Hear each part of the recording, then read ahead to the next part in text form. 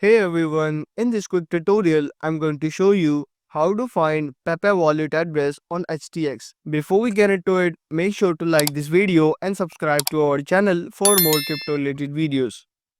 First thing, you need to open your HTX application. Once you have logged into your HTX account, you need to click on assets at the bottom right corner. From this new window, you just simply select deposit. From this list of currencies, in the search bar, you just simply search for PEPE. Now click on PEPE. Now you just simply choose ERC20 network, and before that always make sure to select same network on the receiving side also, or you will lose all your funds permanently. Now click on this network, and here you can see your PEPE wallet address along with the QR code.